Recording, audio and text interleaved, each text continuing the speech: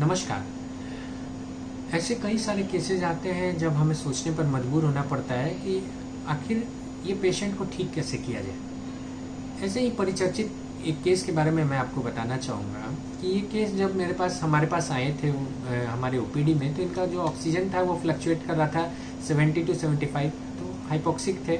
और साथ साथ मैंने पाया कि ऐसे ऑक्सीजन कम होने के साथ साथ उनको काफ़ी ज़्यादा ब्रीदिंग प्रॉब्लम्स हो रही थी, दम काफ़ी फूल रहा था। और ऐसे पेशेंट्स में लगातार पेशेंट्स नेबुलाइज करा रहा था घर पे, इनहेलर भी ले रहे थे एसओएस बेसिस पे, और इसके बावजूद उसे लाभ हो नहीं रहा था। पेशेंट की बदसूरत जारी थी, जबकि उन्होंने हायर एंड की एंटीबायोटिक्स भी लेनी शुरू कर दी थी डॉक्टर की सलाह के बाद। तो कई ऐसे मामले में मैंने पाया है कि पेशेंट्स के लिए मोस्ट इंपॉर्टेंट टेस्ट जो है वो है arterial blood gas analysis, ABG. अब ये एबीजी होता क्या है? दरअसल एबीजी जो है उसे हम रेडियल आर्टरी से, फीमोरल आर्टरी इत्यादि से कर सकते हैं। इस जांच में हम ये देखते हैं कि पेशेंट्स के अंदर बाइकार्बोनेट कितने हैं, जो आयन होते हैं, हाइड्रोजन आयन कितना है, इसके साथ साथ H+ कितना है, और इसके अलावा उसके अंदर CO2 रिटेंशन कितना है, यानी कार्बन डाइऑक्साइड का रिटेंशन कितना है, उसका प्रेशर कितना है, उसके अंदर ऑक्सीजनेशन या ऑक्सीजन कितनी है। इसका पता जो है ये आप नॉर्मल किसी और टेस्ट से नहीं लगा सकते। मोस्ट इंपॉर्टेंट है कि अगर पेशेंट लगातार दम फूल रहा हो पेशेंट का, और उसके साथ साथ पेशेंट पहले से हिस्ट्री में हो कि उसे COPD है, क्रोनिक ऑब्स्ट्रक्टिव पल्मोनरी डिजीज, फेफड़े से अस्थमा है, उसे पहले से है, अस्थमा से जुड़ी बीमारी, कहीं ना कहीं दम फूलने की शिकायत उसे हार्ट से रिलेटेड है, बार बार दम फूलता है, फेलियर का पेशेंट है, हार्ट फेलियर, तो फिर ये बहुत इंपॉर्टेंट हो जाता है हम सभी के लिए जानना कि आखिर उसने नेबुलाइजेशन करा ली, उसको एंटीबायोटिक्स लग गई, उसके लिए डॉक्टरी सलाह के बाद बाकी अन्य सारे पेरेंटल ड्रग्स चल रहे हैं IV एक्सेस के थ्रू, फिर भी अगर पेशेंट को आराम नहीं हो रहा और लगातार उसकी सांस लेने की तकलीफ बढ़ी है, तो मोस्ट इंपॉर्टेंट हो जाता है एबीजी।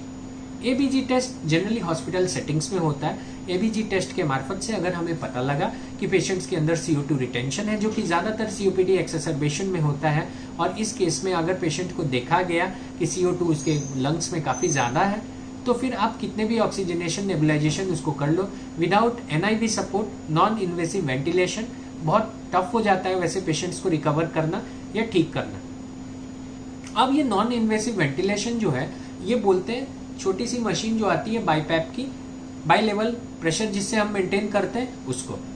बहुत मुश्किल नहीं आप सभी का समझना। मैं क्यों इस टॉपिक को लेकर आ रहा हूँ कि कई सारे हमारी ऑडियंस है जो जानना चाहती है, सीखना चाहती है, जिसके बारे में जानकारी नहीं होती कि बाई लेवल क्या होता है। बाई लेवल होता है जिसमें दोनों तरह के प्रेशर को मशीन के द्वारा मेंटेन किया जाता है। एक्सपिरेटरी प्रेशर, इस प्रेशर से आपकी सांस जो बाहर आ रही है, इंस्पिरेटरी प्रेशर, किस प्रेशर से सांस आपकी अंदर जा रही है। जो इंस्पिरेटरी प्रेशर है ज्यादातर उसको हायर एंड पे रखते हैं, एक्सपिरेटरी प्रेशर को लोअर एंड पे रखते हैं अगर CO2 रिटेंशन का केस है तो। यानी अगर फेफड़े के अंदर कार्बन डाइऑक्साइड ऑलरेडी आपके हायर साइड पे है, नॉर्मल लिमिट से ज्यादा, तो फिर कितनी भी आप ऑक्सीजन दो, नेबुलाइजेशन दो, पेशेंट को रिलीफ नहीं मिलेगा। सर्वप्रथम काम है कि आप उसके कार्बन डाइऑक्साइड को कम करो, और उसी में बाईपैप मशीन का जरूरत है। बाईपैप मशीन की सेटिंग्स पेशेंट के वजन, पेशेंट के एबीजी रिपोर्ट के हिसाब से की जाती है। बहुत अच्छी गुड रिजल्ट्स। और सबसे अच्छी बात होती है कि बाईपैप मशीन वेंटिलेटर की तरह इन्वेसिव नहीं होती, पेशेंट्स को फिर उससे हटाना बहुत आसान होता है, और बाईपैप मशीन से बहुत जबरदस्त रिस्पॉन्स होता है जो मैंने देखा है। अगर पेशेंट की ऐसी कंडीशन नहीं हो कि पेशेंट बिल्कुल इंट्यूबेशन के बिना ना रह पाए, तो फिर उसे वेंटिलेटर के जगह NIV पर प्रेफरेबली मैं रखता हूं, और रिस्पॉन्स भी होता है।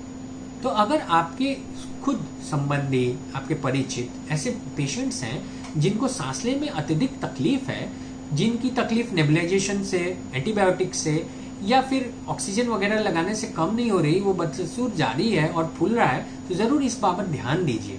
ये बहुत सूक्ष्म बात है, लेकिन आप सभी के लिए जानना जरूरी है, क्योंकि ऐसे कई सारे पेशेंट्स हैं ना जो बिना जानकारी के अभाव में ये चीजें कराते रहते हैं। उनको लगता है मैं ठीक क्यों नहीं हो रहा, जबकि उनके अंदर खुद कार्बन डाइऑक्साइड अत्यधिक होता है, जिसके वजह से जो भी ऑक्सीजन दी जाती है बाहर से वो पहुंच नहीं पाती, और पेशेंट्स कई बार अति गंभीर अवस्था से कोलैप्स कर जाते हैं।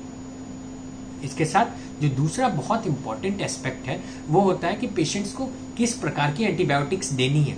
कई सारे लोग ऐसे हैं जिन्हें पता नहीं होता कि पेशेंट्स के अंदर किस तरह का इन्फेक्शन है, ग्राम पॉजिटिव, ग्राम नेगेटिव, किस प्रकार के इन्फेक्शन है उसी हिसाब से एंटीबायोटिक्स देनी चाहिए। इसमें स्पुटम कल्चर बहुत इंपॉर्टेंट रोल प्ले करता है।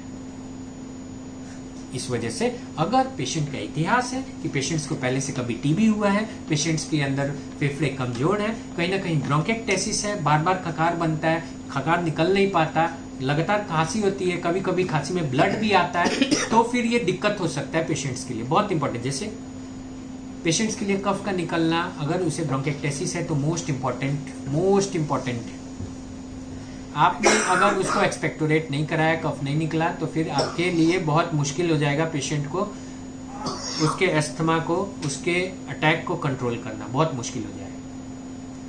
तो ये थोड़ा थोड़ा ज्ञान है। अभी सीजन शुरू होने वाला है जब पेशेंट्स ऐसे ज्यादातर आएंगे जिनको ठंड बढ़ने के साथ साथ बहुत तेजी से खांसी होगी, कफ नहीं निकल पाएगा, और ऐसे पेशेंट्स के लिए बहुत इंपॉर्टेंट है ये समझना कि ऐसे गंभीर अवस्था में आखिर करना क्या चाहिए। तो आज मैंने आपको बाइपेप के बारे में बताया, आज मैंने आपको बताया कि कफ का निकलना क्यों इंपॉर्टेंट है, अगर ब्रोंकेक्टेसिस है ये बहुत इंपॉर्टेंट है, जानिएगा तो ही सतर्क रहते हुए सही समय पे सही एक्शन लेके अपने पेशेंट्स को सेव कर सकते हैं। जानकारी हमेशा अनमोल होती है, बस सीखने की इच्छा और ललक होना चाहिए। आज के लिए इतना ही। जय हिंद, जय स्वास्थ्य क्रांति।